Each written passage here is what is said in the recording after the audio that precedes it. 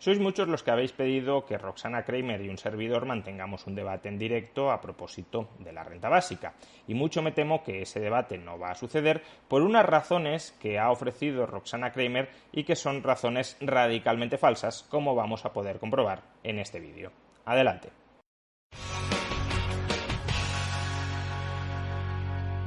A raíz de las últimas réplicas y contrarréplicas con Roxana Kramer a propósito de la renta básica, sois muchos los que me habéis planteado que por qué no organizamos un debate en directo para así facilitar la comprensión de las posturas de cada uno. Personalmente estoy abierto a esta posibilidad, pero mucho me temo que Roxana Kramer no va a aceptar. Y es que la propia Roxana se pronunció al respecto en un grupo de Facebook cuando le preguntaron, es una discusión eterna, ¿por qué no hacen un debate en vivo?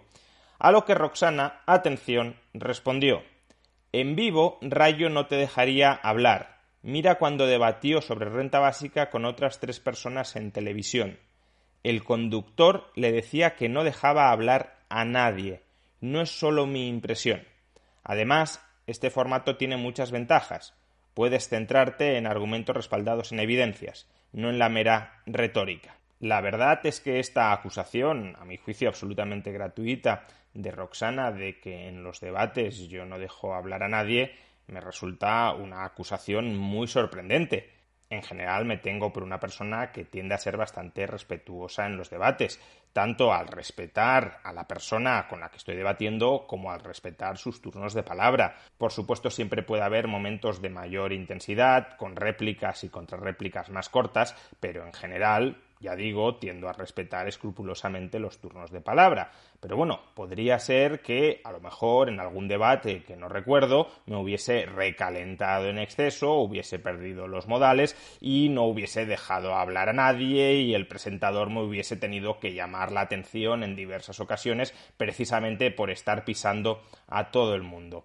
En concreto, Roxana nos remite a un debate que tuvo lugar en Radio Televisión Española sobre la renta básica, en el que participé junto con otras 3 personas. Esas 3 personas estaban a favor de la renta básica y yo era el único que estaba en contra. Pues bien, dado que a Roxana le gusta tanto la evidencia empírica, una evidencia empírica que ella no malinterpreta, que se limita a describir tal cual es, con la máxima objetividad posible, visualicemos la evidencia que tenemos sobre que en este debate yo estaba pisando continuamente los turnos de palabra de otros, no dejaba hablar a nadie, hasta el punto de que el presentador me tuvo que llamar a mí la atención por no dejar hablar a nadie. Veamos y comentemos el debate al completo. Voy a acelerar algunas de las partes de ese debate para que este vídeo no se extienda innecesariamente. Sin embargo, tendréis en la descripción de este vídeo el debate al completo, sin ningún tipo de aceleración, para que aquellos que así lo deseen lo puedan ver con toda la pausa y con toda la calma necesaria. Empecemos con el debate. Hace algo más de 500 años, en 1516, un escritor, Thomas More, publicó Utopía. En aquella fábula describía una isla fabulosa en la que los seres humanos habían alcanzado el máximo de bienestar, de felicidad. Fue allí donde nació lo que hoy conocemos como renta básica universal, ya que Moore, hay que decirlo así, explicaba que en ese lugar perfecto todo el mundo tenía un sueldo garantizado. Y ahora viene la pregunta esa que he hecho al comienzo del programa. ¿Qué le parecería a usted si cada mes, el día 1, encontrase en el banco una aportación del Estado de 800.000 euros y que nos permitiese sostener nuestra fórmula básica de vida? A unos les parece muy bien porque cree que sería muy justo y a otros les parece muy mal porque eso será una manera de criar gandules o de aumentar la gandulería de otras personas. Vamos a hablar hoy, esta noche, aquí en el programa sobre ese tema que a mí me parece muy interesante y sobre todo por sus implicaciones filosóficas que tiene, ¿no? Nuestros invitados, en primer lugar el señor David Casasas, sociólogo, vicepresidente de la Red de Renta Básica, miembro del Comité Asesor de la Red Mundial para la Renta Básica, profesor de Teoría Social y Política en la Universidad de Barcelona, miembro del Comité de Redacción de la revista Sin Permiso, colaborador del Observatorio de los Derechos Económicos, Sociales y Culturales, y ha publicado este libro, Libertad Incondicional, la renta básica en la Revolución Democrática, que está publicado por Editorial Paidós. Bienvenido. Yo quisiera hacerle una pregunta y también hacer de abogado del diablo. Está bien. Nunca se dice ser abogado de los angelitos, siempre abogado del diablo. Son muy divertidos. ¿Sí? Bueno, sí. Perdón. Nada. Si mañana el Estado le da a cada ciudadano 1.000 euros, ¿no es muy posible que al día siguiente todas las tareas desagradables se quedasen sin hacer? Hombre, yo creo que sería deseable que si el Estado, las instituciones públicas nos proporcionan 1.000 euros, 800, 700, los que sean, y la gente digamos, se retira de esas actividades, eso me parece una gran noticia. La posibilidad de decir no a según qué tipo de actividades y en según qué condiciones me parece que sería una gran noticia. Obviamente, a partir de ahí tenemos que analizar qué hacemos con esas tareas desagradables, si deberían incrementar los salarios o mejorar las condiciones laborales de esa gente, trabajar menos horas, robotizarlas, repartirlas, pero de entrada que aquellos que siempre tienen que pagar el pato haciendo los trabajos más desagradables porque están descosidos y descosidas puedan decir que no, a mí me parece que sería una gran noticia inaudita en la historia del mundo moderno. Gracias. También le quiero dar las gracias al señor Francisco Javier Braña Pino. Es doctor en Ciencias Económicas y Empresariales, especializado en Economía Política del sector público, tiene una amplia experiencia en el sector empresarial, tanto público como privado. Catedrático jubilado de Economía Aplicada de la Universidad de Salamanca, actualmente es investigador asociado del ICI, el Instituto Complutense de Estudios Internacionales de la Complutense en Madrid. Es coautor de este libro, ¿Qué hacemos con los impuestos? ¿Qué hacemos por una fiscalidad justa y suficiente que acabe con el fraude y la elusión en el pago de los impuestos? Es un librito corto pero sustancioso y da respuesta, según su visión, a qué hacemos con la fiscalidad. Usted en sus publicaciones y en sus conferencias cita al economista y filósofo indio Amartya Sen. ¿De qué manera la renta básica universal podría cumplir el sueño de permitir a las personas que demuestren sus verdaderas capacidades? Bueno, no es una pregunta para un economista, es más bien para un filósofo o un pensador. Y yo estoy seguro que detrás de cualquier economista hay un pensador. Mi opinión personal, pero no es una opinión técnica, ¿no? Retomando lo que dice Amartya Sen, una de las cosas fundamentales de la obra de Amartya Sen, que su último libro más conocido es Una idea de la justicia, es luchar contra la pobreza. Entonces, si nosotros, porque la pobreza para Amartya Sen es uno de los grandes males y que provoca la pobreza y las hambrunas. Entonces, si conseguimos tener un instrumento que lo que haga es eliminar la pobreza, y que sea un instrumento que desde el punto de vista económico-financiero fuera factible implementarlo, no digo que sea fácil, pero que sea posible, habríamos avanzado un gran paso en tener una sociedad más justa en el sentido de justicia de Amartya Sen, que a mí me gusta mucho cómo Amartya Sen define la justicia. Aunque la define en un libro de 600 páginas, que no es fácil de leer, pero que vale la pena, yo recomiendo que se lea algún trocito de cómo él define la justicia. Pero sobre todo la posibilidad es que uno tenga medios suficientes para tener su propia vida y tenga capacidades suficientes para poder desarrollar su propia vida. Resumiendo mucho la idea de Amartya Sen. Gracias por estar con nosotros. Y yo espero también con mucho interés el poder oírle después en la tertulia, una vez estén presentados todos los invitados. Ahora me toca presentar al señor Juan Ramón Rayo, doctor en Economía, licenciado en Derecho, director del Instituto Juan de Mariana, profesor en la AI University, en el Centro de Estudios OMMA, que son siglas de Online Madrid Manuel Ayau. Analista económico en diversos medios de comunicación, autor del libro, aquí, Contra la renta básica, que está publicado por Deusto. ¿Por qué la redistribución de la renta restringe nuestras libertades y nos empobrece a todos? ¿No podría ser la renta básica un paraíso liberal en el que el Estado solo reparte una renta sencilla y universal, pero todo lo demás está privatizado? Bueno, yo no diría que eso es un paraíso liberal, pero si saltáramos a ese escenario, probablemente sería mejor que el escenario que tenemos hoy. Es decir, si sustituimos todos los servicios que hoy el Estado proporciona en especie, como sanidad, educación, dependencia, y los empaquetamos en forma de una renta que se paga al ciudadano para que él pueda disponer de esa renta y gastarla como él prefiere, diría que sí, que es mejor ese escenario que el que tenemos hoy. Sin embargo, también creo que llegar a ese escenario desde la situación actual es tan complicado que si fuéramos capaces de llegar a él, probablemente también, con el mismo esfuerzo, seríamos capaces de llegar a otros escenarios que son mucho más compatibles con la defensa liberal de la visión liberal de la sociedad, básicamente una sociedad de individuos libres y responsables, donde sí puede haber redes de ayuda mutua y de asistencia mutua para hacer frente a todas aquellas situaciones de desamparo a las que se pueden enfrentar algunas personas.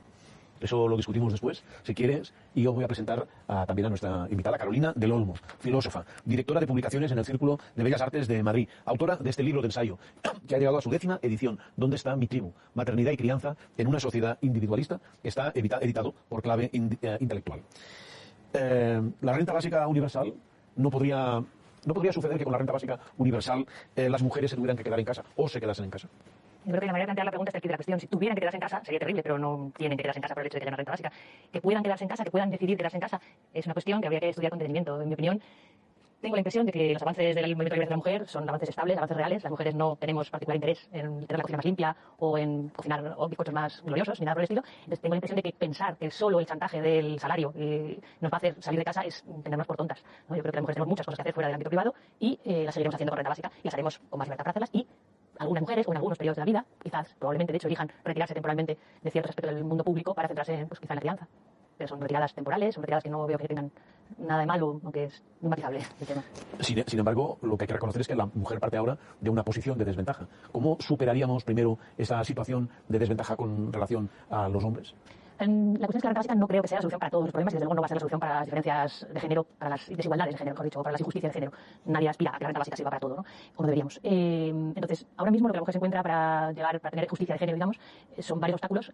Algunos de ellos son en el mundo del empleo, ¿no? Donde se tiene menos empleabilidad, como se suele decir, ¿no? Porque se desconfía de su capacidad trabajadora porque va a ser la que se va a quedar embarazada, va a tener hijos, etc. Entonces, hasta ahora lo que hemos visto es como el mercado laboral ha ido poniendo trabas, digamos, a que la mujer pueda desempeñarse igual que un varón sin cargas, ¿no? Que es el modelo ideal de trabajador.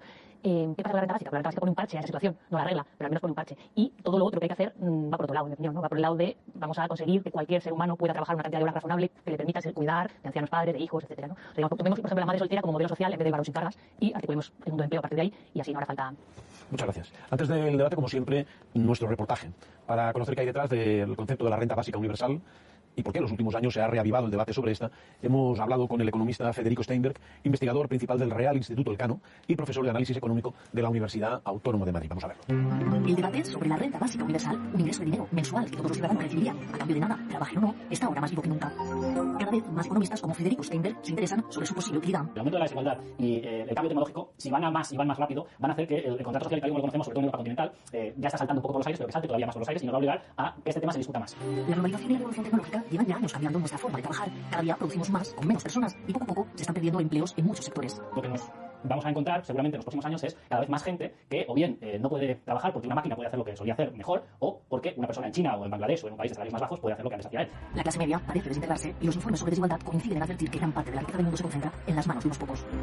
El mundo ha generado una cantidad de riqueza enorme, tanto en los países emergentes como en los países avanzados, y el reparto de esa riqueza es extremadamente desigual. Es lo que en economía se llama el winner takes all, es decir, el ganador se lleva bastante mucho más grande que antes y el debate que se deberíamos ser repartido y devuelto en forma de ese tipo de rentas básicas a algunos segmentos de la población. 10 años después de la crisis financiera, el paro en España sigue por encima del 16% y hoy ni siquiera un puesto de trabajo garantiza llegar a fin de mes. Tenemos que debatir como sociedad más qué queremos hacer con esta gente que no la podemos ignorar, que está aquí y que el descontento además ante, digamos, la globalización, la tecnología, la crisis social, el auge de los partidos antisistema y el cabreo generalizado que estamos viendo en muchas sociedades avanzadas tiene algo que ver con esto, ¿no? Otro de los aspectos más importantes es si es viable o no económicamente esta propuesta y cómo afectaría su implantación a la actitud de los ciudadanos. Hay experimentos en varios países. Finlandia, Kenia, Escocia, Holanda, la India o Canadá son algunos de los territorios que han puesto en marcha proyectos piloto para ver qué harán las personas con el dinero. Y en Stockton, California, una de las ciudades con más desempleo de Estados Unidos, a partir de este año 2019, 100 de sus habitantes recibirán sin condiciones $500 durante 18 meses. Es difícil de evaluar realmente con la evidencia que tenemos ahora sobre los programas pilotos si esto funciona o no funciona y en qué casos. Yo creo que hay un problema de diseño a veces en a qué grupos se les da, bajo qué condiciones y por lo tanto no es fácil extrapolar conclusiones. El concepto de renta básica universal no está asociado a ninguna ideología política concreta. De hecho, hay argumentos a favor y en contra tanto en los sectores progresistas como entre los conservadores. Desde la izquierda, quienes la defienden consideran que esta podría ser una medida eficaz para combatir la pobreza. En cambio, hay voces críticas que argumentan que rompería el principio de igualdad porque no tiene sentido darle lo mismo a todo el mundo. Y aunque si bien es cierto que la renta básica universal tiene más adeptos dentro de la izquierda, desde la derecha también encontramos defensores. Hay economistas de corte liberal que ven en esta medida una versión del estado del bienestar en sustitución de otras prestaciones sociales. Sin embargo, son muchos en este sector los que opinan que dar dinero sin condiciones puede tener efectos perversos, como por ejemplo que la gente no quiera trabajar. De momento, el debate es intenso. ¿La renta básica universal acabaría con la pobreza y mejoraría la justicia social o fomentaría la vagancia y el parasitismo? Creo que la pregunta que ha dejado sobre la mesa nuestra compañera es clara. ¿La renta básica universal acabaría con la pobreza?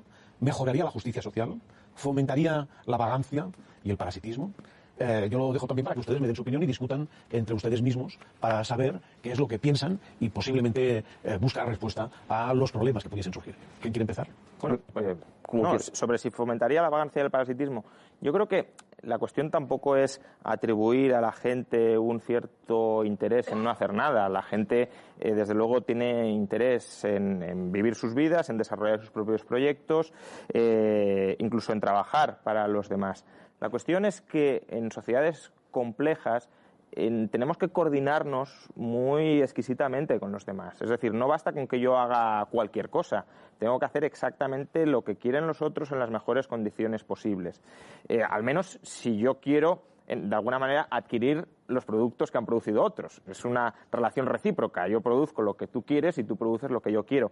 La renta básica, de alguna manera, rompe esta necesidad de reciprocidad, porque yo, de alguna manera, percibo lo que han producido otros sin necesidad de ofrecerles nada a cambio o sin necesidad de ofrecerles aquello que ellos quieren a cambio. Con lo cual, creo que sí que, más allá de si promovería la vagancia o no, que no tendría por qué, desde luego lo que sí promovería es un individualismo antisocial. Es decir, yo me aíslo del resto de la sociedad, no me vuelvo corresponsable con el resto de la sociedad en satisfacer sus necesidades y vivo, eso sí, a costa de lo que producen los demás.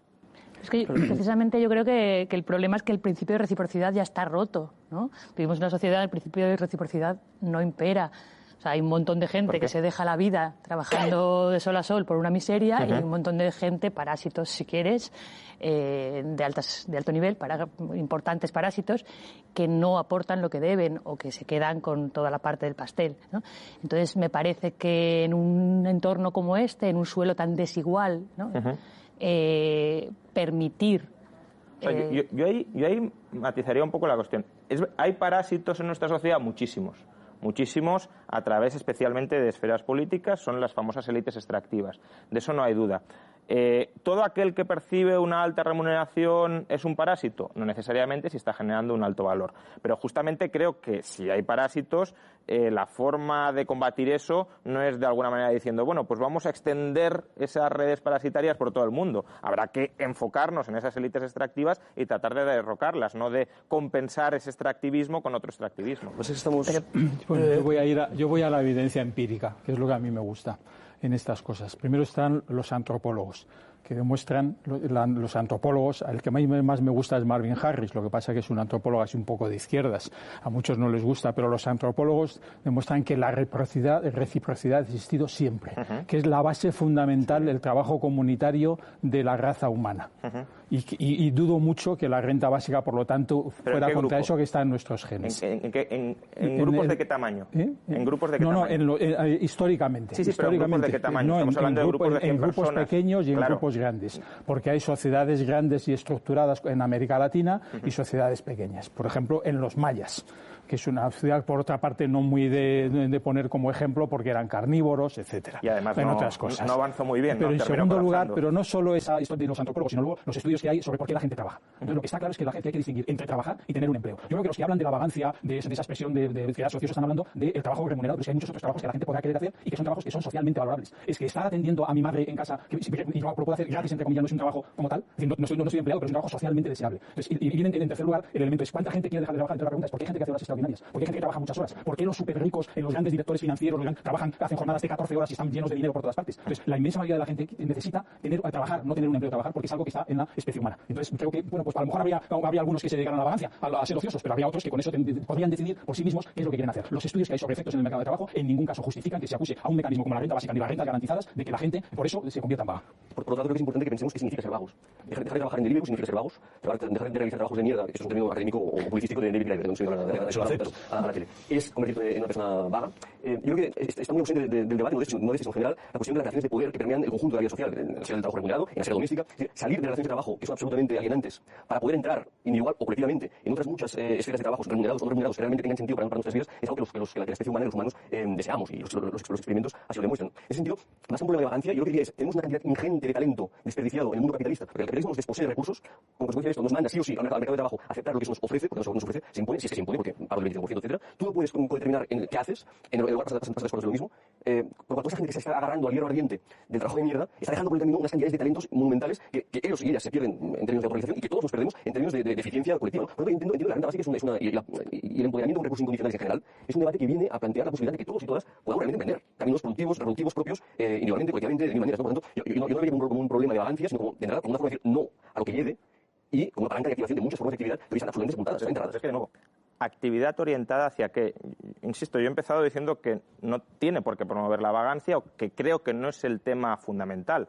La cuestión es ¿a qué me dedico? ¿En qué trabajo? ¿En aquello en lo que yo quiera o en aquello en lo que quieren los demás? Si me dedico a trabajar o a ocuparme en lo que yo quiera, puedo dedicarme a producir cosas que solo quiero yo. Por ejemplo, varios defensores de la renta básica dicen, con razón, la gente se podría dedicar a cuidar bonsáis, a escribir haikus, a hacer aquello... Pero pensemos en el mercado también. Sí, no, pero... Perdona, sí, termina. Pero ese tipo de actividades, alguien las puede considerar socialmente valiosas, pero ¿son más socialmente valiosas que otras actividades que hoy se están realizando y que despreciamos? Es decir, la otra gente, ¿qué quiere? ¿Que tú escribas haikus? El consumidor. El consumidor. Es decir, si tú quieres algo de lo que ha producido el consumidor... El consumidor no sabe quién soy yo. El consumidor... No, pero quiere un servicio de ti. Sí, pero que me lo deje hacer, por favor. Que tenga... No el consumidor.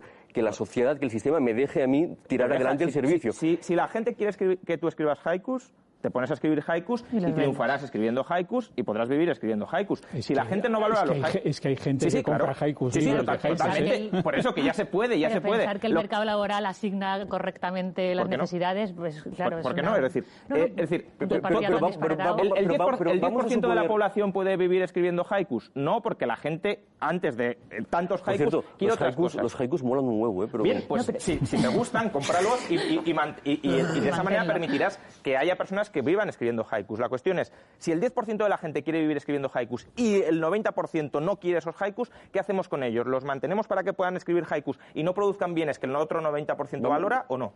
Bueno, creo que hasta aquí difícilmente se puede decir que haya interrumpido de manera maleducada a los contertulios y no les haya dejado hablar ni desarrollar sus argumentos. Es verdad que se me interpela mucho a lo largo del debate y yo tiendo a replicar también a esas interpelaciones. ¿Por qué? Porque lo único que estaba en desacuerdo con los otros tres en ese debate era yo. Por tanto, el contrapunto era yo y por tanto es lógico que ellos expongan argumentos a favor de la renta básica y críticas a las críticas a la renta básica y yo a su vez intente responder a sus argumentos a favor y a sus críticas a las críticas.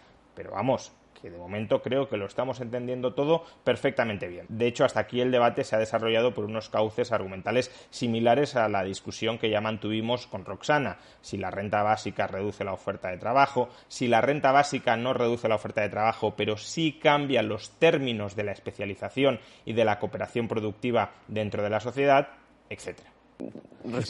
Tú que eres liberal parece mentira. O sea, tienes que dejar a que la gente haga lo que considere conveniente. Este argumento, disculpadme, pero no me puedo resistir a comentarlo. Es decir, tú que eres liberal tienes que permitir que cada uno haga lo que quiera. Por supuesto, yo dejo que cada uno haga lo que quiera, pero no a costa de los demás, no a mi costa. En una sociedad liberal, por supuesto, que cada uno permite a los demás que hagan lo que quieran, pero no a costa de los demás. Una sociedad liberal permite que una persona se dedique a escribir haikus. ¿Cómo no lo va a permitir? Ahora, lo que no está permitido dentro de esa sociedad es que esa persona, como escribe haikus y los demás no quieren comprarle los haikus, tenga el derecho a quitarles los bienes que han producido otras personas que, insisto, no quieren intercambiar esos bienes por los haikus que ha escrito otro. Una sociedad liberal no es una sociedad atomista donde todo el mundo tiene un derecho de coacción sobre terceros. Es una sociedad donde, en primer lugar, cada uno respeta al otro y donde, por tanto, la cooperación entre personas genera interdependencias. Si tú quieres conseguir lo que yo tengo, me tienes que dar a mí algo que yo quiera. Por tanto, ajusta tu comportamiento a lo que yo quiero, porque yo también voy a ajustar mi comportamiento a lo que tú quieres. Y si tú no quieres nada mío, ni yo quiero nada tuyo, o si lo que quieres mío no te compensa lo que yo te pido a ti, pues cada uno que se vaya por su lado. Pero la renta básica no hace eso. La renta básica es cada persona ha de poder hacer lo que ella quiera, eso sí, financiado coactivamente por los demás. Pero no a costa de la gente que hace algo que los demás no valoran. Pero yo no entiendo ese sentido del liberalismo. No me cuadra mucho, pero en fin, lo dejo ahí. Cualquier persona puede hacer lo que quiera, pero si una persona quiere algo de los demás, se tienen que coordinar y son interdependientes. Yo no puedo decir, voy a hacer lo que yo quiera a costa de ti. Libertad y responsabilidad. Pero escribir haikus no lo hace a costa de nadie, creo yo. Hombre, con renta básica sí, sin renta básica no. A mí que una persona escriba haikus y venda esos haikus y viva de los haikus me parece estupendo y le aplaudiré. Ahora, nadie quiere leer tus haikus, entonces págame la renta básica para que tú puedas escribirlos. Pero es que la renta básica la van a tener todos los ciudadanos, todos, hagas lo que hagas. Claro, es que esa es la definición de renta básica también para hacer cosas que el resto no quieren que hagas. Bueno, pero es por el derecho que tienes de haber nacido. Nadie te preguntó por qué estás aquí. Entonces es un derecho por el derecho de haber nacido. Esa es la propuesta ya de Thomas More, por cierto. Hay un español que desafortunadamente lo cita Standing, porque no lo citan además. Luis Vives, el famoso pedagogo que pues no sé por qué Standing dice que era flamenco también. Yo creo que era solo valenciano, pero bueno, Luis Vives también lo tiene 1500. Todos ellos tienen como filósofos, y me estoy metiendo en un campo que no es el mío, que es el de la filosofía, pero todos lo tienen claro. Es decir, por el mero hecho de nacer, tienes que tener derecho a poder sobrevivir y que no seas pobre. Pero es que puedes sobrevivir. Y a partir de ahí, hablar de si alguien tiene haikus o produce haikus son tan extremos, tan tramposos. No. Son ejemplos que ponen partidarios de la renta básica, no los pongo yo solo. En cualquier caso. ¿El del haiku en concreto? Sí, el del haiku, los bonsáis lo ponen partidarios de la renta básica. Derecho a vivir lo tienes cooperando con los demás. No es verdad. ¿Cómo que no? No es verdad. Decir, yo he visto lo que es la pobreza y la miseria en Estados Unidos. He estado trabajando en un banco de alimentos en Estados Unidos. Esa gente se le niega el derecho. se le han negado el derecho, no pueden vivir, tienen que recurrir a los bancos de alimentos. Por cierto, era un banco de alimentos de una empresa multinacional en la que yo trabajaba y era absolutamente patético. Como un detalle, además, el banco de alimentos había un montón de ratas, cosa desagradable, por cierto, pero se les estaba negando, o sea, tenían que pedir. Tenían que mendigar. A esa gente se le está negando el derecho. Así hay. La pobreza es tremenda. Es muy poco liberal. Tu uso del tiempo es muy poco liberal, ¿eh? Bueno, vale, no. Yo es por... Bueno, como son 3 o 2,5 contra... También no, hombre, no estamos debatiendo... Sí, no digo de argumentos a favor y en contra, pero sí, no. No, pero perdona, dale. Si me pongo muy liberal, me avisas, ¿eh?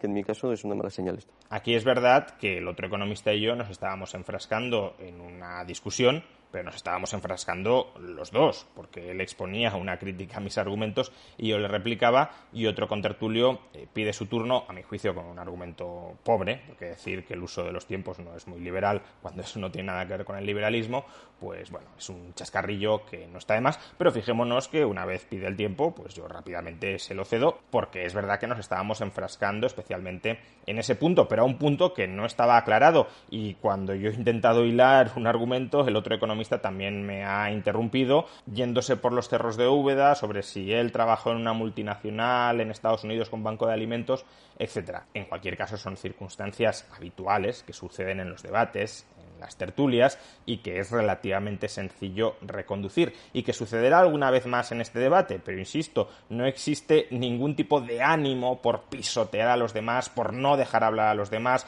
por acaparar los turnos. Es simplemente que hay 3 contertulios a favor de la renta básica que están criticando cada uno de ellos desde distintas perspectivas mis argumentos en contra de la renta básica, y es razonable, es lógico que en ese debate el que está en minoría tenga algo más de tiempo para intentar dar réplica a los distintos argumentos que contra él se le están lanzando. No, sencillamente, pensamos incluso en el entorno del mercado. Que creo que no hemos de anatomizar por definición. Los mercados no son diabólicos, en ningún caso lo pienso así por definición. De hecho, hice un trabajo sobre Adam Smith que nos contaba cosas muy interesantes sobre los mercados que muy poco tienen que ver con el capitalismo realmente existente. Pero bueno, en cualquier caso, el mercado de trabajo es un espacio al que podríamos entrar conservando la puerta de salida y aportar a ese mercado de trabajo pues multitud de cosas valoradas o no valoradas. En caso de que no sean valoradas, a lo mejor podemos retirar al ámbito doméstico, escribir haikus, pero a lo mejor sí que son valoradas. Pero yo puedo determinar qué hago en ese mercado de trabajo en la medida que yo tenga una puerta de salida de ese mercado de trabajo para decirle a Juan Ramón o a Carolina o a Ramón, así no.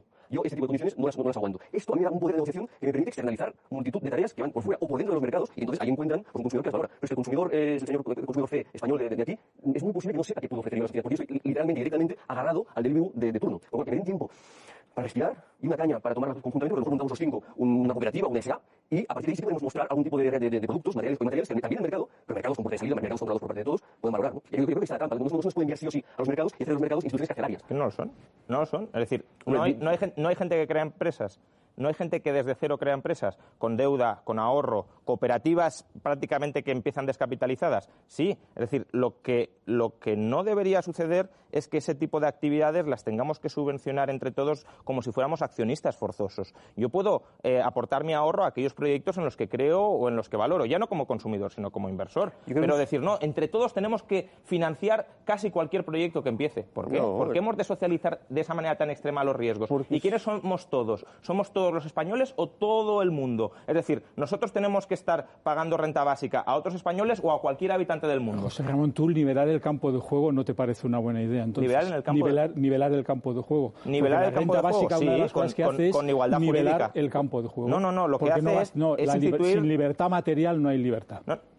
Primero, libertad jurídica. Sin medios materiales no hay libertad. No, estás confundiendo poder con libertad. No confundo poder y libertad. Libertad material es capacidad para actuar, y eso es poder, eso es capacidad. Libertad es no te metas en mi vida y déjame vivir. Ese es tu concepto de libertad. Bueno, no, es que tu concepto particular, respetable, pero tu concepto es el concepto más extendido, que es libertad negativa. Es que yo niego que haya libertades positivas y negativas. Bueno. De hecho, eso es una cosa que se introdujo en el Tribunal Supremo de Estados Unidos, el famoso juez Holmes. Yo niego, mira, y lea Kant Sunstein, no sé si habrás leído, o sea, niego que existan libertades negativas y positivas. ¿Por qué? Porque lo que vosotros llamáis libertades negativas, como por ejemplo el derecho de propiedad, existe gracias a que el Estado gasta dinero en policía, en investigación, para que se respete el derecho de propiedad. Una cosa es el derecho, una cosa es el derecho y otra cómo se protege. Una cosa es el derecho y otra cómo se protege el derecho. Y no hay que mezclar esos planos. Pero están unidas. No están unidas. No hay libertad negativa y positiva. No creo que exista libertad positiva y negativa. Fue un invento antidemocrático de Constant y de Berlín. Sí, totalmente. Para otro día. Bueno, sí, hombre, ese es un problema. Es que es muy difícil llegar a ningún acuerdo razonable con un punto de partida tan divergente. Habrás leído a Elinor Ostrom, cuando antes me decías, Elinor Ostrom ha estudiado comunidades modernas donde hay trabajo cooperativo. Exactamente. Memorial Nobel de Economía. Propiedad privada comunal, efectivamente. La propiedad privada, pero comunal. Y en todo caso, Elinor Ostrom también te dice que no podemos extender el número ilimitado de esas propiedades para que sean funcionales. De hecho, la primera característica de esas copropiedades para que sean funcionales es que esté muy bien definido quién está fuera y quién está dentro. Y que no haya pero me decía, en sociedades complejas como las actuales no hay ese trabajo. Sí que lo hay. Hombre, en sociedades sí, claro. De los que, y he citado a Elinor Ostrom, que no es santo de mi devoción. ¿Cuántos copropietarios tienen esas propiedades? No recuerdo, porque ahora no recuerdo. Si no me dejan tener aquí papeles. Vale, pero estamos hablando de 100, 200, 300. No, en algunas de ellas creo recordar que había una en Perú que eran muchos miles de personas. Sí, creo recordar. Y millones, porque la globalización estamos hablando de cientos de millones de personas. Pero es que millones, ¿por qué me citas millones? Hombre, es que trabajamos millones cooperativamente, por supuesto, colectivamente. La globalización es eso. La división internacional del trabajo es eso. Vamos a dividir entre todos qué hacemos entre todos y vamos a intercambiarlo en los mercados. Por supuesto que la globalización es extender la división del trabajo al ámbito global. Y eso con la mano invisible, ¿no? Eso lo produce la mano invisible. La mano invisible es una metáfora de Adam Smith que normalmente no se entiende bien y que no me gusta utilizar. Simplemente No, la he utilizado yo. Sí, por eso. Entonces, no me siento interpelado por ella. Simplemente yo produzco lo que otros valoran y en la medida en que los otros valoren, me lo comprarán y yo podré comprar con esa prestación lo que las instituciones no existen. Un momento, ¿tú explicas que todo el mundo valore tanto, por ejemplo, tareas como la crianza y, sin embargo, nadie te esté dispuesto a remunerarlas? ¿Cómo explicas que haya tal cantidad de empleos socialmente valorados, empleos no precisamente trabajos, en general, no son empleos socialmente valorados y socialmente necesarios y, sin embargo, que no son remunerados o en el mercado no encuentran por ejemplo la crianza, ¿no? Aquí efectivamente vuelvo a tomar el turno de palabra después de haber estado debatiendo de nuevo sobre un aspecto concreto, sobre libertad positiva y libertad negativa con el otro economista, pero lo tomo porque me dirigen una pregunta directa para que la conteste, no porque se lo esté robando ni la esté pisoteando para que no pueda hablar y hable yo, sino que me dirige una pregunta y yo se la contesto.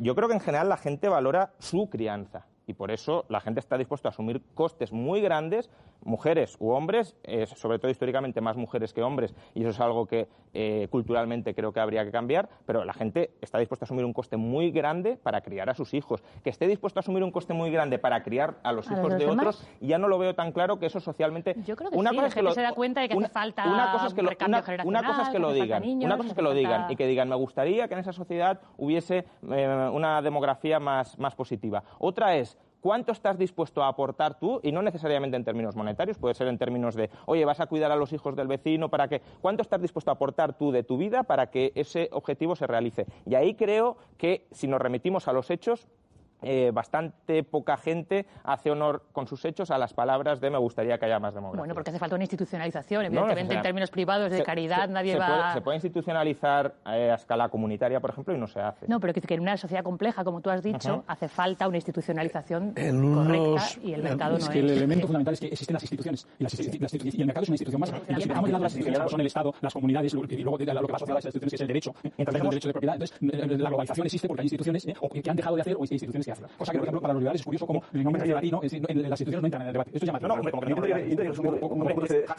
intentaré resumir un poco la parte inicial del debate diciendo que hemos de evitar restricciones del mundo según el cual aquí solo hay relaciones psicológicas. Braña tiene un manzano, yo tengo un peral, a él le gustan las peras, a mí me gustan las manzanas, luego hacemos un intercambio porque nos basamos meramente en relaciones psicológicas. No, en el mundo hay relaciones de poder y por lo tanto, entre Braña y yo, cuando llegamos con nuestro trabajo, nos vamos a dialogar y por lo tanto, el querer es poder, al que ahora parecía que eludías, es un cruel sarcasmo y no se lo podemos decir al señor o a la señora que es madre soltera y que está en el Deliveroo y que además es socióloga y que además traduce y que entonces decimos, y ahora emprende porque tú puedes. Claro que hay gente que puede y claro que la voluntad es importante en esta vida, pero hay estructuras sociales, no podemos hacer un análisis del capitalismo ni de ningún tipo de formación social sin hacer ese análisis en clave histórica, por eso han sido las dinámicas históricas que han causado la formación social en la que estamos, con los diseños particulares políticos, porque el capitalismo también se ha diseñado, pero todos los mercados capitalistas son el resultado de intervención del Estado que los han diseñado de una manera determinada, por lo tanto necesitamos historia y necesitamos sociología, tenemos que entender cómo operan las relaciones sociales en todos los rincones de la vida social y nos daremos cuenta, sigo con las palabras, lo siento, de que el mundo va a hostias, y ya que esto es así, porque hay recursos escasos, de los cuales unos cuantos se apropian privando los demás de sus recursos, eso hay que regularlo para que todos podamos actuar, para que todos tengamos la famosa capacidad de obrar de la que se habla en derecho, ¿no? Pues de nuestro futuro inmediatísimo, y es la llegada de los robots a las líneas de trabajo y al funcionamiento del trabajo. Eso significará que habrá muchos menos puestos de trabajo para muchos ciudadanos. ¿De qué van a vivir? Hay varios estudios al respecto sobre todo esto. perdón por empezar, no se sabe muy bien. Los datos bailan. En España se habla de un 12% de empleos eliminables, robotizables. A nivel de Unión Europea se habla de 54%, menos en Estados Unidos se habla de 45%. Bueno, entonces, yo quisiera subrayar un tema que a veces nos escapa. Bueno, de entrada decir que, obviamente, la evidencia de que va a haber destrucción de puestos de trabajo es uno de los argumentos a favor de, bueno, pues si se rompe el vínculo entre ocupación e ingresos, pues a lo mejor ese vínculo hay que restaurarlo de otro modo. Derechos de ciudadanía, ingresos. Aún así, y si defendiendo la renta básica, yo quisiera también decir que no podemos caer en determinismos tecnológicos. Si el hecho de que tengamos tecnología no quiere decir que tengamos que aplicar sí o sí en todos los espacios donde sea aplicable. Por lo cual hay un debate societario muy importante sobre qué queremos robotizar y qué no queremos robotizar. Ahora bien, no van a venir solos. Alguien tiene el robot. Ahora bien, que podamos aprovechar el robot para salir de tiempos modernos de Chaplin y liberar tiempo para los cuidados o para otra cosa, que realmente tenga mucho más que ver con lo que somos y queremos ser, pues creo que es una oportunidad interesante. Pero no hagamos tampoco caigamos en determinismos tecnológicos, donde además los datos tampoco están del todo claros. No, si hay una dispersión enorme. Desde el estudio de Osborne y alguien más que ahora no recuerdo. Osborne y Frey en Estados Unidos, que hablaba del 40 y tantos %. La Fundación Europea de Condiciones de Vida ha creado un área específica de estudio del impacto de la robotización, que está publicando varias monografías bastante interesantes, y no es posible decir cuántos empleos van a desaparecer y cuántos se van a crear. Lo que sí es cierto es que la robotización es un cambio en las formas de producir, como lo fue en su momento pues la cadena de montaje, el Fordismo, etcétera. ¿Y dinero para pagar la renta básica universal? ¿Lo hay? El dinero de sobra. O sea, el problema no es de dinero, sino de redistribución. El problema es de redistribución. Montoro decía que no. No, bueno, sí, respeto mucho al señor Montoro, pero no sé si en estos temas era la persona más adecuada para hablar del tema de la financiación de la renta básica. También. O sea, que el estudio más serio es el de Arcalons, Raventós y Torrens, y yo creo que ese estudio, lo que pasa es que está poco publicitado, es bastante riguroso en cómo se financia. Otra cosa es que la sociedad esté dispuesta a que los ricos paguen más. Ese es el debate, es decir, es un debate de economía política factible. Es decir, bueno, pues es posible conseguir 38.000 millones más en el IRPF. Es posible. ¿Por qué? Porque simplemente el fraude fiscal entre el IVA y el impuesto sobre la renta es mucho más que eso. Son casi 50.000 millones de euros. Fraude fiscal, no hablo de economía sumergida. Una tesis doctoral que yo dirigí de un inspector de Hacienda. Entonces, sería posible, si consiguiéramos eliminar el fraude fiscal, no digo que esto sea posible hoy ni mañana, pues tendríamos dinero para financiar la propuesta que hacen Arcalons, Raventós y Torrens. Luego, ahí se puede hacer perfectamente. Estamos en una sociedad muy grande. Nunca ha habido tanta riqueza, creo que alguno de vosotros lo habéis mencionado, nunca ha habido tanta riqueza en el mundo en el que vivimos, aunque nunca ha habido probablemente tantas desigualdades como las que hay ahora. Bueno, yo no coincido en que la renta básica sea financiable. El estudio de Arcalons, Raventós y Torrens tiene un fallo fundamental, y es que no es un estudio que tenga en cuenta los efectos dinámicos de la propuesta. Es que no los pretende, y te han contestado a eso, José Ramón.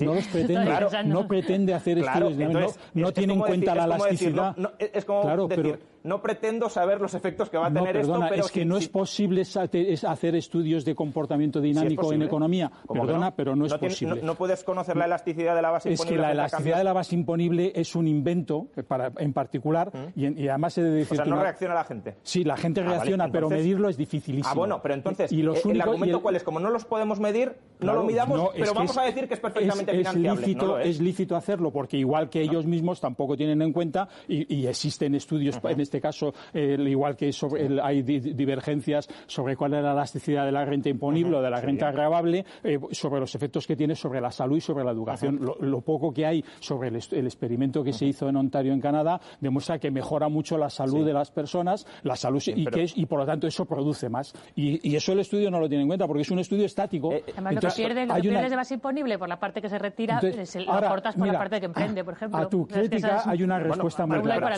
Si puedo formular la crítica los estudios, bueno, sí, termina de formularla. Sí. Fijaos si acaparo los turnos de palabra, fijaos si piso a los demás, fijaos si no dejo hablar a otros, que la crítica que estaba intentando hilar en mi turno se vio interrumpida por el otro economista que no me la dejó concluir, y por eso tuve que pedir que por favor me dejaran terminar ese argumento.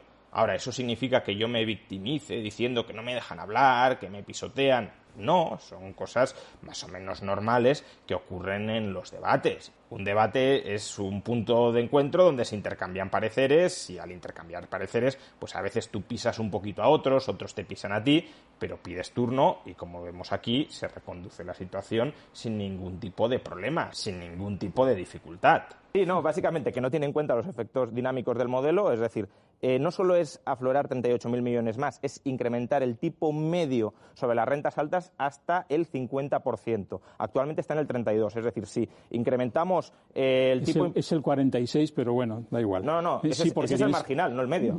Si te vas... ese es el marginal. El tipo del tramo más alto termina siendo el 46%. El marginal depende si tienes un impuesto de un tramo, un impuesto lineal, si te vas a la memoria de recaudación del IRPF, el tipo medio para las rentas rentas de más de 300.000 euros es el 32-33%, considerando y subiría rentas del trabajo y del capital. Bueno, ya que estamos, vamos a verificar esta información, dado que el otro economista, que es experto en fiscalidad, negaba este dato.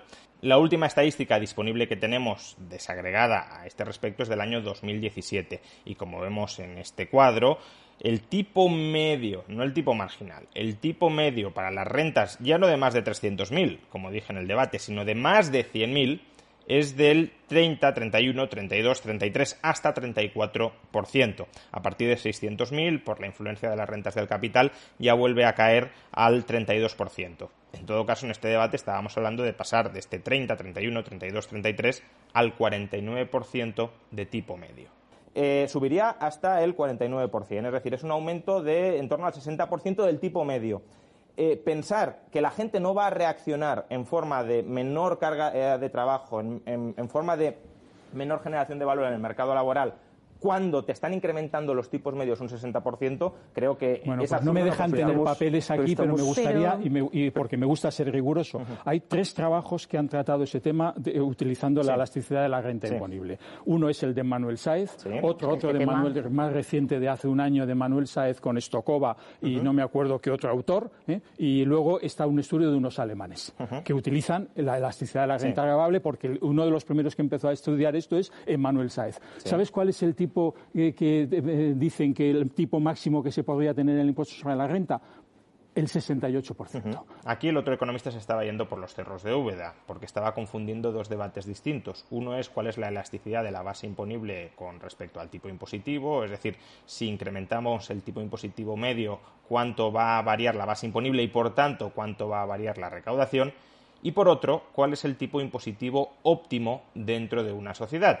Evidentemente, la elasticidad de la base imponible con respecto al tipo impositivo influye en determinar cuál es el tipo impositivo óptimo dentro de una sociedad. Pero no solo influye esto, también influye de manera muy decisiva cuál es la función de utilidad social subyacente. Es decir, cuando Manuel Sáez, en su artículo del año 2001, dice que el tipo marginal óptimo puede llegar hasta el 80% del IRPF, está presuponiendo una función de utilidad social determinada. En concreto, está suponiendo una función de utilidad social rawlsiana. ¿Esto qué significa? Pues que se intenta primar, se intenta maximizar el bienestar de los que menos tienen a costa del resto de la sociedad. Y, por tanto, aunque subiendo mucho los impuestos, desincentives fuertemente el trabajo y la creación de riqueza de las rentas más altas, en la medida en que consiga redistribuir suficiente renta a los estratos más pobres de la sociedad, la utilidad social, según esa función de utilidad social rawlsiana, puede incrementarse y, por tanto, si se incrementa aun cuando estés destruyendo riqueza en los estratos más altos de la sociedad, el tipo marginal óptimo puede ser muy alto. Pero, de la misma manera, Manuel Sáez, en un paper del año 2016, reconoce que si la función de utilidad social estuviese construida sobre estándares libertarios, en los que la propiedad privada es legítima y está protegida, y en los que todo ingreso que sea fruto de transacciones pacíficas es retenido legítimamente por cada agente económico, Manuel Sáez reconoce que con esa función de utilidad social el tipo impositivo óptimo sería del 0%. Por consiguiente, una cosa es cuál es el tipo impositivo óptimo dentro de una sociedad, que depende en gran medida de la visión moral que tengamos sobre esa sociedad, utilitarismo, rawlsianismo, libertarismo, y otra muy distinta es de lo que estábamos hablando, que es cuál es la elasticidad de la base imponible con respecto al tipo impositivo. Eso es independiente del marco ético que estemos utilizando para construir la función de utilidad social. Entre el 52 y el 68. Curiosamente, y están utilizando lo que tú dices. Y son estudios que se pueden criticar porque precisamente se basan en supuestos neoclásicos sobre el mercado de trabajo. Entonces, si resulta que Manuel Sáez y otros autores, sobre todo los alemanes, que por cierto en su trabajo, cuyo nombre los dos lamento decir que no los recuerdo, si tuviera el papel los daría, es un estudio que está hecho para una economía alemana que es muy similar en términos institucionales a la española. Es que el 68%. Señores, muy brevemente, siempre brevemente. Has citado estudios internacionales, pero no has citado estudios en España. Es que el estudio de los alemanes dice que ese modelo se puede aplicar perfectamente a casos como pero es que hay modelos que la miden en España y es... Ay, perdona, sí, no, y hay un cuarto estudio, se me ha olvidado, acaban de publicarlo unos americanos. Coge el caso de España. Coge el caso de España. Es una penita no poder tener aquí los papeles. ¿Y cuál es? Coge 15 países de la Unión Europea y calcula el tipo óptimo para cada país. Vale, en el caso de España, la elasticidad para los tramos altos está entre el 1,1 de Honrubia y el 3% de José Félix Sanz. Eso implica que si subes impuestos a las rentas altas, recaudas menos. El tipo de José Félix Sanz... Pero Carolina ha dicho algo muy razonable. No, 3% considerando señores, del capital. Pero están hechos sobre todo el de José Félix Sanz, sobre estudios sobre comportamiento del mercado de trabajo neoclásico, que consideran que todo el mundo es autónomo. Es decir, yo fío más de Manuel Sáez, cuyo el 1%. Apelo a su generosidad. Francamente, a nivel académico. Apelo a su generosidad porque Carolina del Olmo prácticamente no la hemos además, este es un tema dejado hablar. Aburrido, y hablar con él sin papeles es complicado. Pero si me viniese usted con papeles, daría una conferencia. Hubiera sido más corto. Este es el momento en el que entiendo que Roxana Kramer dice que el presentador, el moderador, me llama a mí la atención por estar acaparando el debate y por no estar dejando hablar al resto.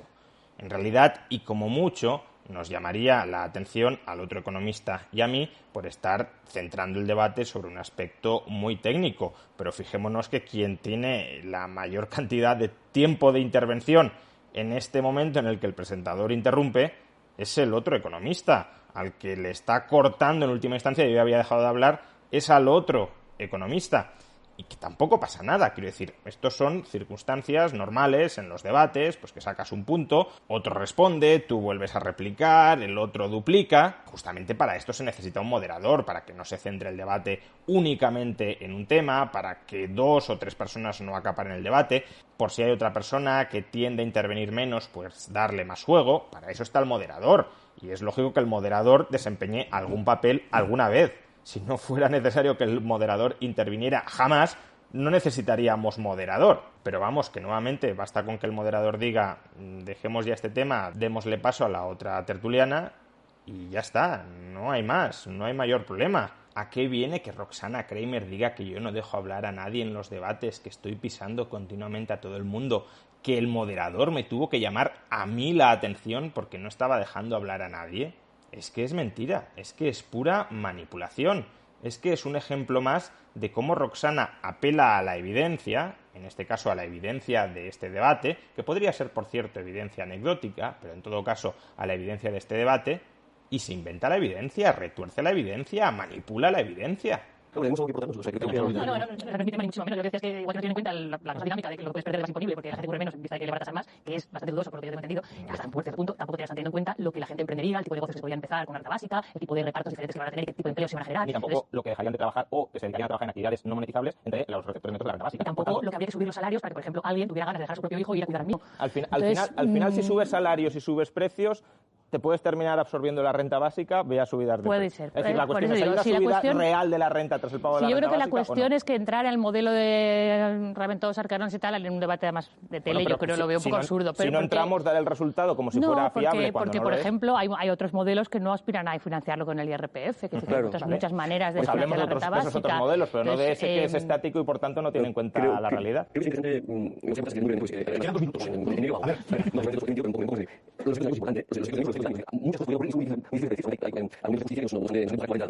El trabajo de Aragón en 2 points para los que no sepan, es verdad, el trabajo más serio que hay publicado en España en es un trabajo que pretende demostrar que solo tocando IRPF es trabajo pedagógico. Para que entienda que sin un euro de acuerdo bienestar, que podría mejorarse mucho, solo con IRPF se puede entrar en la obviamente ni yo mismo estaré a favor de un modelo de financiación solo de IRPF. Evidentemente que hay multitud de debates con bases de como por ejemplo lo que significa la TAC y los movimientos de los impuestos de las financieras, etc. Hay una probabilidad de que si posibles podemos movilizar para financiar la el conjunto de paquetes de medidas que necesitamos para construir un sistema de para todos es importante. Y es muy importante hablar del paquete de medidas. Por eso hablamos del país neoliberal, a veces una auténtica distopía neoliberal. Porque no hay nada más que por la política básica y nosotros compramos mercados sobre salud cuando sabemos que obviamente como el hecho de que o sea, una de embarazo o de salario o se multiplica por 4 el precio del salario. Necesitamos derecho a la renta incondicional, derecho incondicional a vivienda, a salud, a educación, a la mercados, y a partir de ahí actuar, respirar, actuar con libertad, todos y todas. A ver,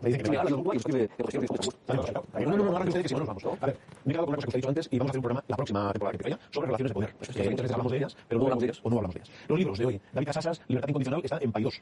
El libro de Francisco Javier Braña que hacemos por una fiscalidad justa y suficiente que acabe con el fraude y la ilusión en el pago de los impuestos. De acá, sí hay que decirlo también. El libro de Juan Ramón Rayo contra la renta básica que está publicado en Deusto. ¿Y dónde está mi tribu? Desde luego, estos señores aquí no son su tribu porque no le han dejado hablar prácticamente de todo el mundo. Es el libro de Carolina del Olmo, que está publicado por Plan Intelectual, sobre la maternidad y crianza en una sociedad individualista. También le compro la idea de hacer un programa sobre la sociedad individualista, que podríamos también estirarnos juntos. Yo les agradezco a los cuatro que hayan peleado con fuerza sus argumentos por haber venido y a nuestros espectadores por haber seguido el debate. Les esperamos la próxima semana. Bueno, pues este es todo el debate en el que yo me comporté de una manera tan poco educada, no dejaba hablar a nadie, no dejaba que nadie expusiera sus puntos de vista. ¿De verdad alguien, después de ver este debate, considera que los otros contertulios no tuvieron tiempo más que suficiente para exponer sus puntos de vista, para que sus puntos de vista quedaran claros ante la audiencia? Eso no significa que sus puntos de vista queden sin ser criticados. Justamente se trata de un debate que busca que esos puntos de vista se contrapongan, que unos critiquen a otros y los otros respondan. De eso trataba esta tertulia. Pero de ahí a inventarse, a tergiversar la evidencia, diciendo que yo en los debates me comporto de manera poco más que marrullera y que impido que los demás hablen, pues es falso. ¿Por qué mientes de una manera tan descarada teniendo a nuestra disposición las pruebas de que estás mintiendo? Roxana, que si no quieres debatir en directo no pasa nada. Yo tampoco es que crea que los debates son el método óptimo para descubrir la verdad, para que las posturas queden claras. Creo que es un mecanismo más que tiene sus ventajas y que tiene sus inconvenientes. La mayor desventaja, claro, es que la otra persona te puede dar un argumento y tú no tengas en ese momento los datos, no tengas las referencias encima de la mesa y queden sin contestar, dando la sensación ante la audiencia de que tú no puedes responder a este punto, de que ese punto no tiene respuesta, cuando a lo mejor sí la tiene, pero en ese momento no dispones de ella. Por eso, un vídeo de YouTube grabado con tiempo, reflexionado con tiempo, donde se puede consultar con tiempo la evidencia, donde se puede reflexionar con tiempo los argumentos que quieres utilizar, puede ser un mejor mecanismo. Si no te digo que no. Ahora, si esa es tu razón para rechazar un debate, que es una razón, insisto, que me parece perfectamente válida y perfectamente legítima, di que es esa. No me intentes tirar a mí por tierra diciendo que yo en los debates no dejo hablar a nadie cuando es radicalmente falso. Di que no quieres un debate porque necesitas tiempo para preparar mejor tu argumentario. Perfectamente legítimo, perfectamente razonable e incluso diría que desde un punto de vista académico muy preferible al debate espectáculo, ¿de acuerdo? Pero insisto, respeta la honorabilidad de las personas y sobre todo respeta esa evidencia empírica que dices que te es tan querida, pero que no dudas en tirar por los suelos cuando te conviene. Y en los últimos intercambios que hemos mantenido, me temo que te ha convenido demasiado.